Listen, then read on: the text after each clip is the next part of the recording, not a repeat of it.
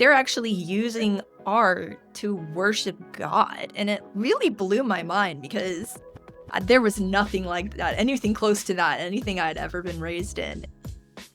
Hi, welcome back to Conversations. My name is Emma. And I'm Jenny. Today we talk with Lydia Lundgren, an artist. Lydia's not just any artist, she's a performance artist. So, what does that look like? And how does Lydia's faith and her art connect? Let's jump in. Yeah, welcome to the podcast. We're so happy to have you here today. Thank you so much for having me. So, Lydia, I met you and your husband a few years ago, and I was immediately struck by just your openness and warmth and colorfulness. I mean, from your hair to your clothes, just your being. So I really appreciate that about you. Every time Thank I see you, you. I'm like, wonder what color Lydia's hair will be today. So I heard that you're an artist. Can you tell me what type of artist you are and what that looks like? Yes. So typically when you hear artist, you think fine arts, visual arts, painting, drawing, sculpture. I'm actually a performance and textile artist. So my arts are ephemeral, they're performed, they're also physical and meant to be touched. So I do music, I play several instruments and compose and write songs. I dance, I do storytelling. I do a lot of apparel arts. I sew, crochet, knit. I do costuming. I do makeup. I'm trying to think if there's anything else in there. I write also. I'm writing a book of poetry right now. Wow. That's really awesome. I remember just seeing some pictures that you did out kind of in a farmyard with some lambs that was more like, I guess you would call it visual storytelling all in a photo or Yes, I think visual storytelling is a really good way to characterize that. You're referring to my annual photo series that I do with my good friend Richard Israel, who's an amazing photographer. He and I have been doing this for 7 years now, I think, telling different stories of this fairy character who's sort of an allegory for myself in my own life. So there's sort of autobiographical stories told in a very like allegorical, visual way. I like to make videos with the photos, and sometimes I put my original music to accompany them. I'm really intrigued. I want to see it. You can. Yeah. Yeah, we'll put the link if you don't mind for our listeners. Absolutely. So, Jenny said that you guys met in Bible study. So, can you tell us a little bit about your faith journey and if that correlates at all with what you do? That's a great question. Um, my faith journey started very early. I was raised in a Christian home.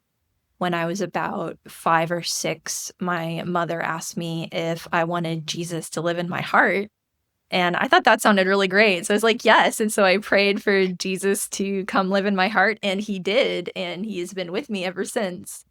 So, he's been incredible just walking with him over the decades, and the nature of our relationship sort of changes, I think, as you evolve as a person, your relationships evolve too. But he's always been just the epitome of love and kindness and acceptance. When you're talking about the how it plays into what I do as an artist, I actually grew up in a church that didn't really receive or validate the arts. Sort of art was something that you bought from Marshalls and stuck behind your couch. It wasn't like a vocation, a calling, you know? And I was in ministry school, wrestling in a very an environment that was frankly a very bad fit for me.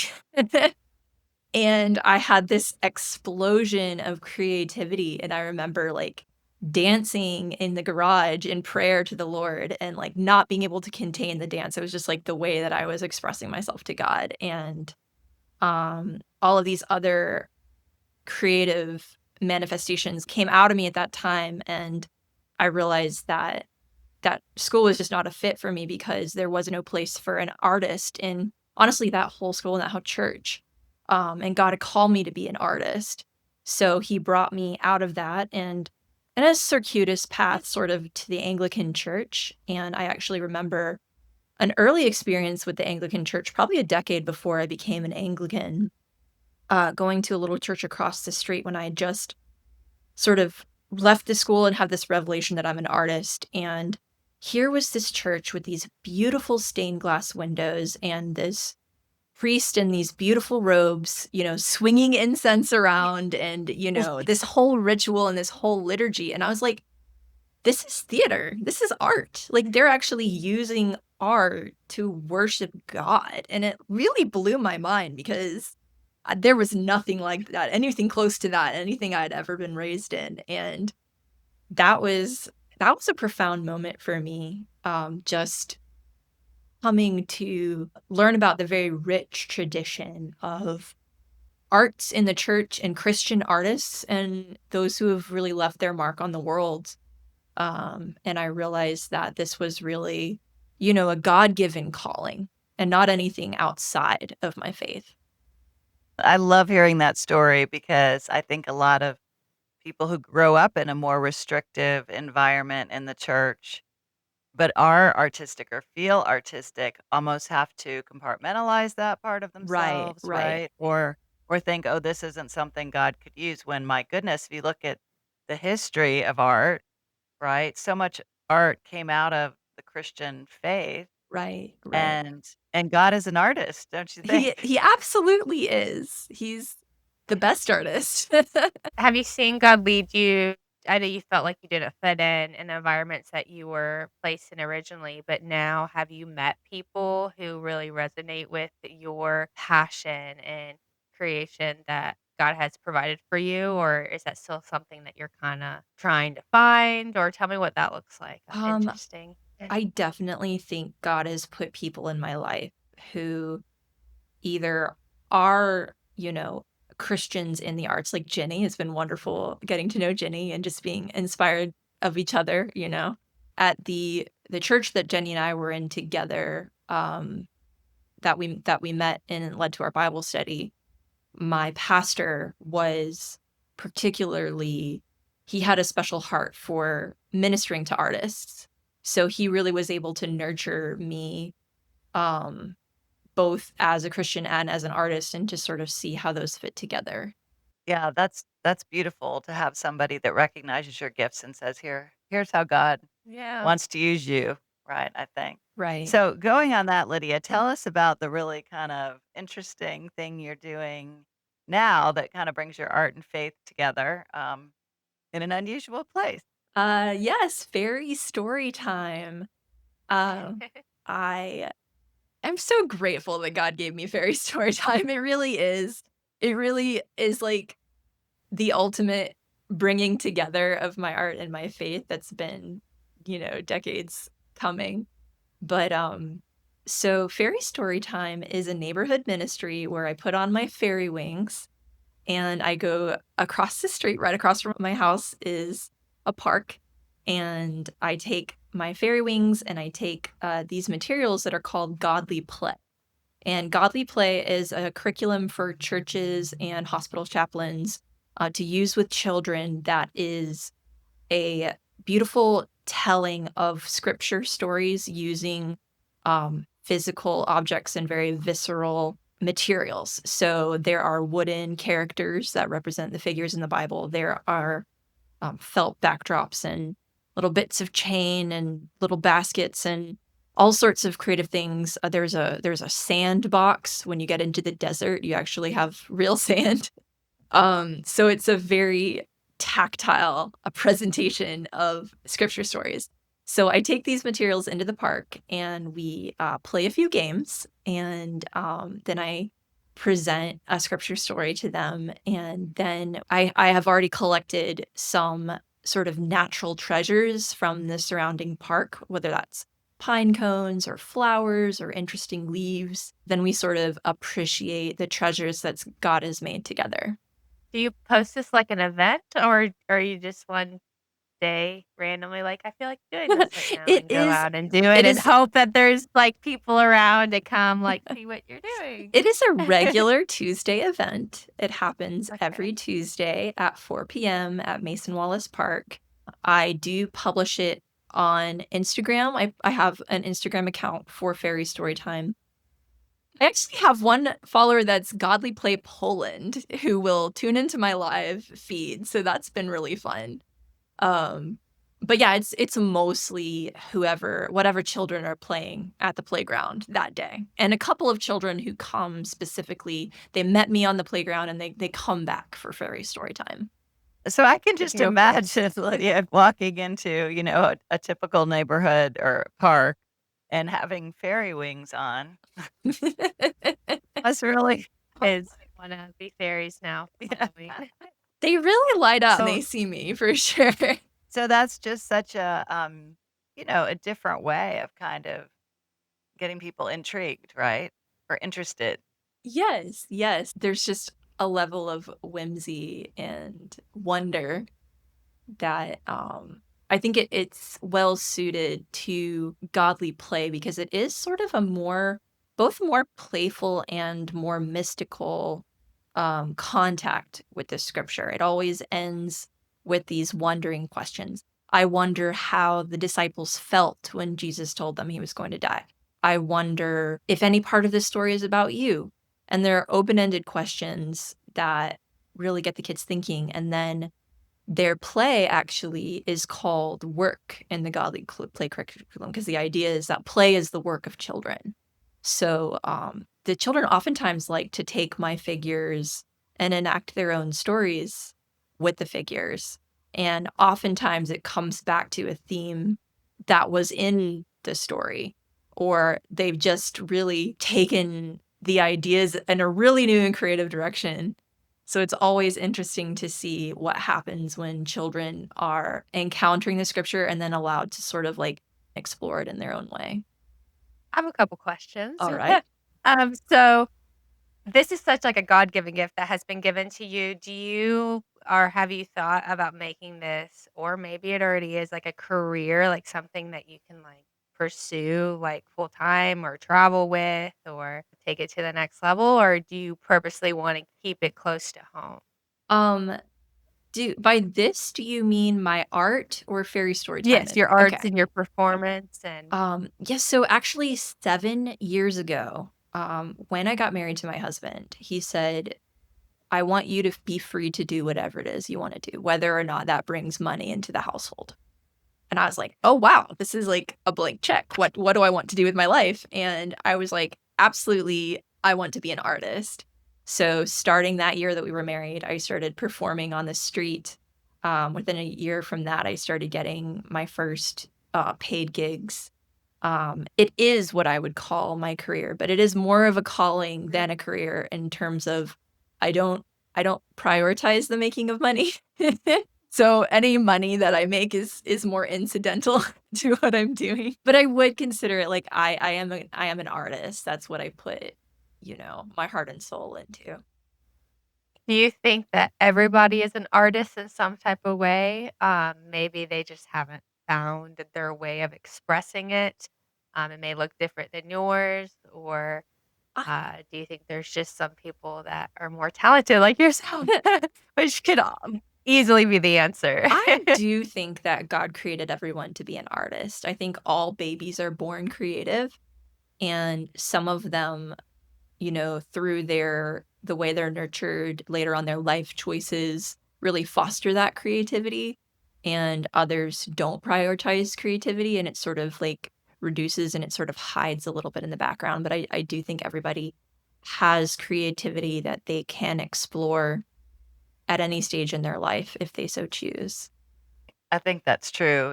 I've come across people who say, "Well, I'm not really an artist, but something in their life will prompt them to just try to write a poem," let's say. Right.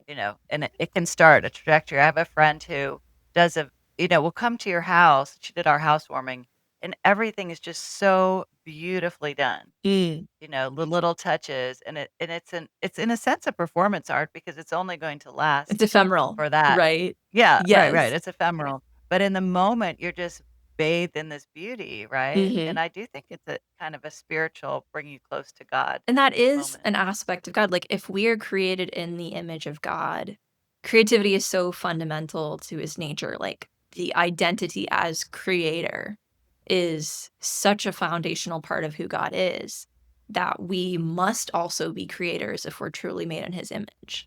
So I don't think anyone gets excluded from that. You were talking about how babies even, are so artistic and playful. Do you have a, like, first kind of memory? Have you kinda like, that you can reminisce on of you expressing, whether that's you, doing dance for the first time or whatever it may be in your room performing with your dolls?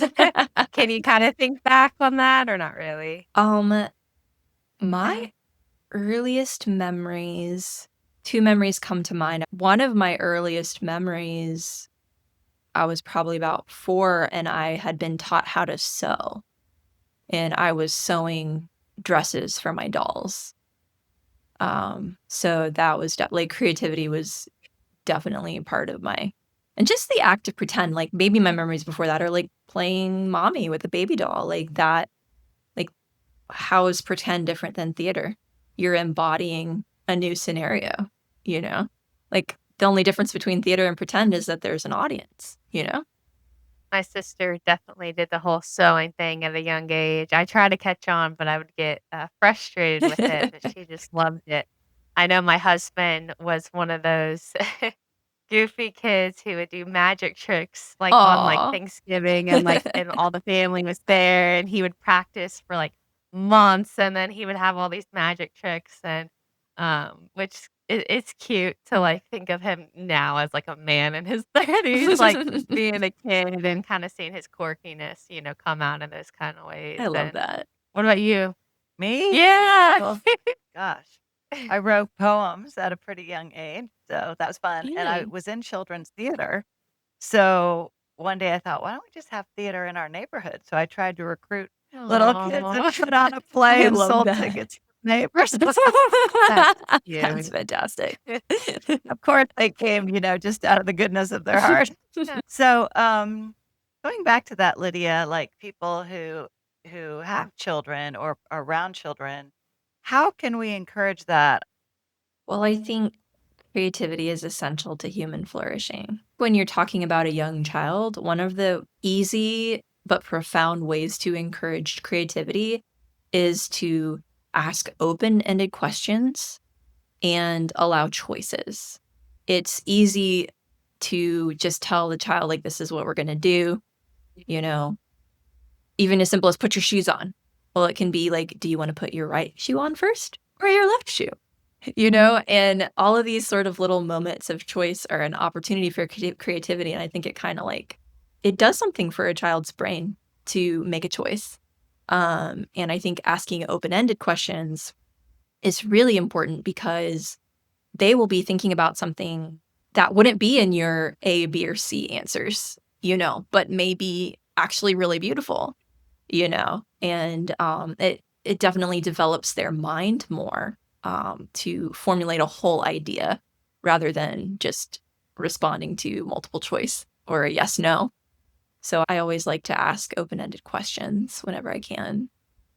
I think all jobs have the opportunity for creativeness. I feel like some people are just so overworked and they're just like, okay, I got the paycheck, I paid my bills. Now that's it. But like every job, I mean, my husband, he'll try to take advantage of social media in this day and age and like try to make cool videos to show off like new home construction for people to see or in my work, I try to make fun outfits and stuff. It's something little, but it makes the day, a little bit brighter. I feel like everyone has the opportunity. We just need to be a little more happy as people, maybe. It's about encouraging playfulness. I think that playfulness is so profound and it benefits everyone. It benefits the person who's being playful and it benefits the people around them. And I definitely agree with you that every job has the opportunity for creativity. My husband does work in IT. He's a software developer. And he says it's a highly creative job. Like he is crafting architectures. He thinks of himself as an architect of software. There are different choices to be made. Honestly, every time that you have a choice in front of you, that's an opportunity to be creative. So switching gears a little bit, some people are afraid. I come across a lot of people as a writer saying, "Oh, I have this story. I wanna write this book." But I don't know where to start. And there's often a fear, right, with Mhm. creativity. Yes. And I once, listened to this wonderful book, and they said, basically, the part of you that's creative is, in a sense, the fool, right? If you Mm. think about back in Renaissance days, there was sort of the court jester that entertained the king, right? The fool. That you have to allow, or you could say the playful part, you have to be willing to risk being laughed at. You do. And so how does And that that's scary. yeah, people are saying, "Oh my gosh, I can't put that out there. It's no good." I can resonate with that. I don't like negative attention, whether I foresee it as negative or not. But I don't like to be overly loud when like I'm pretty neutral with like myself. And because sometimes I feel like I can't. Like even with when we're talking about like tattoos and stuff, I'm like, I could never get a tattoo because that's just not my personality. I like to blend in, maybe. I don't know. It's really hard. And I don't know like the root of it, I guess. You really kinda have to see where that comes from and what's stopping you from expressing whatever it is that you may not be expressing due to fear. Oh, What do you think? I agree. I think that fear is a huge obstacle to creativity. And I, still encounter that like 7 years into my art career. Sometimes I take a look at my work, especially with my poetry lately. I've been having a lot of doubts and like, this is ridiculous. People are gonna like think this is stupid. I think something that really happened early on in my career that helped me was encountering the worst scenario and realizing it wasn't that bad. So actually the first performance art piece that I did, as a busker, as a street performer, I dressed up. I had purple hair. I painted my skin green, and I was blowing giant bubbles, like 5 foot big bubbles, with classical music playing. It's really strange. Just a very strange thing to do out, in uptown on the green, And most people, like, okay, let's be honest, most people just kind of walked on by me. But a lot of people were like, oh, wow, this is really interesting. And then there was this one guy, this heckler, who was like, what are you doing that's so stupid? You look so weird. Like, you're never gonna get married. And I was like, I actually have a husband. He's like, well, he thinks that's dumb, right? I was like, no, he's actually very supportive. He thinks this is really cool. I So think that's so sweet that your husband's so supportive. I think he just admires you as a person, so you literally could do anything, and he would just look at you in admiration and just be like, "That's mine." he's a little partial. He's a little biased, but he absolutely has been my biggest cheerleader. He's my literal patron. Like, he's funding me to be able to do this art, but he's also, my biggest creative fan of my work. He's the first one to see my art and admire it and give me feedback. And he's really a partner in my creation process. So that guy who heckled you, I always think, yeah, he secretly wants to be out doing this. Maybe so. Jealous, he's jealous. He's jealous. It's easy to be a critic, right? So let's go back for a little bit to your faith and how this plays in. As a writer, honestly, a lot of times, well, I do writing and television production, and I much prefer doing production because I have a team, right? Yes. Writing is very, in a sense, lonely, Mhm. solo, It which is. some of what you're talking about is, and I just struggle with feeling alone or feeling isolated. And I've been trying to say, okay, imagine Jesus is there with you, like saying, we're going to do this project together. Because I love that. I don't know, do you struggle with that? I do. I do struggle with that. Usually the projects that receive priority in my life are the ones that have someone counting on them or like a deadline or something like that.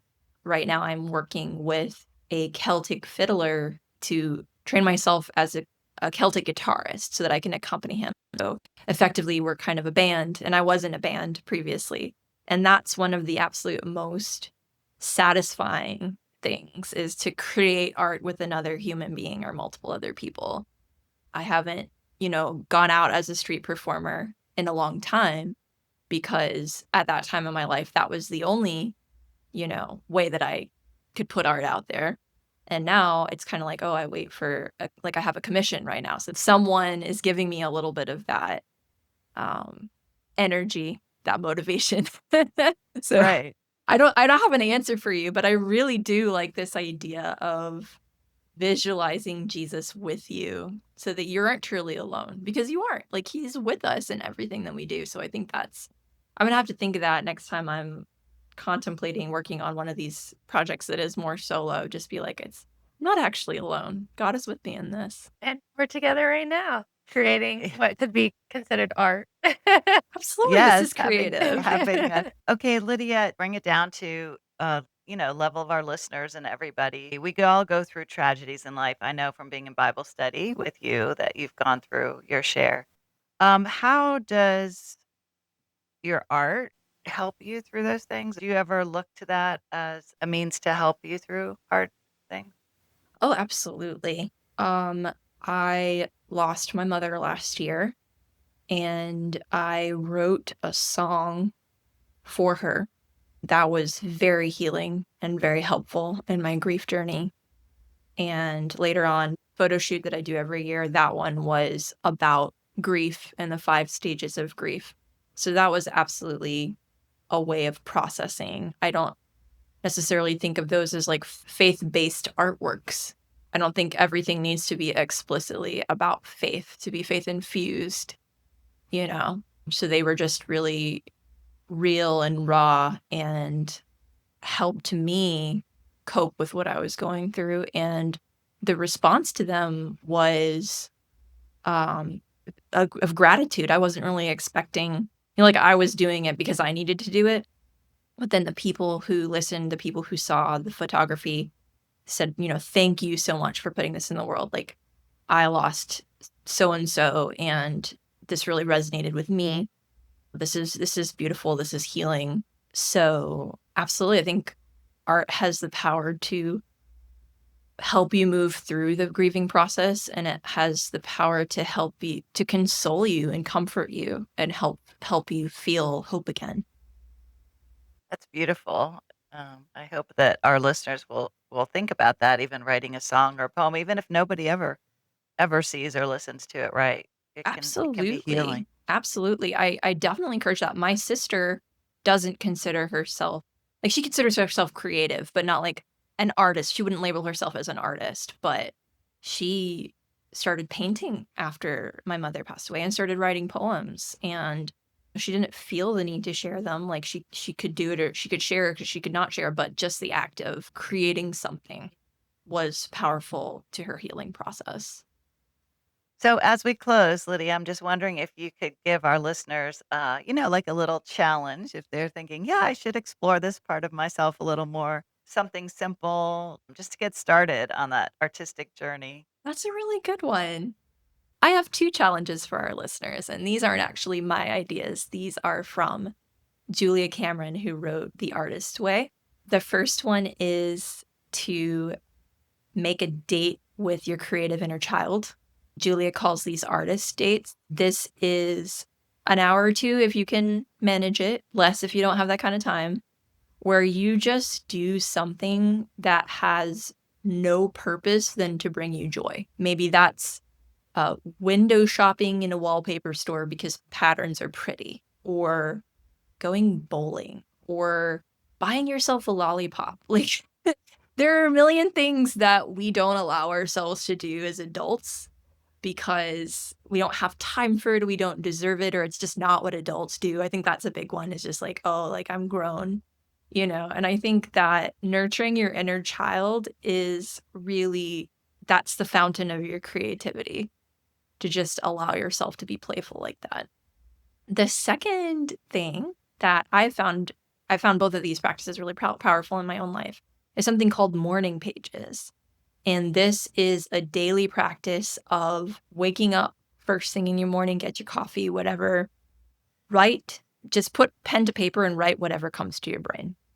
It might be a journal, it might be, I don't know what to write, I don't know why I'm writing this. Like, literally whatever it is that comes to your brain for 3 pages. Do that every day. Julia says, and it has been my experience, that amazingly, it's like it unclogs your creative conduits, it kind of gets the gunk out of your system. And you do this and you truly will find yourself being more creative. Even if what you write isn't creative at all, it just somehow works out that way. That's an awesome book. Thank you for reminding me about that too. I used to do morning pages and I haven't for a while, so maybe I'll try to get back to that. So yeah, we encourage everyone to take an artist date this month with yourself and do something silly. Tell us. Yeah, and then tell us. Comment, email, tell us what it was. Maybe we'll have a whole nother Episode. yeah, See what just people are doing. That sounds talking fun. about it. That'd be fun. Well, thank you, Lydia, so much. And we will put links for our listeners to some of your performance art and some of the resources you suggested in our show notes. Thank you. Thank you so much for joining us today. If you enjoyed the show, please subscribe so you don't miss the next episode. Tell others about the podcast. And for more information on today's guest, check out our show notes. Until next time.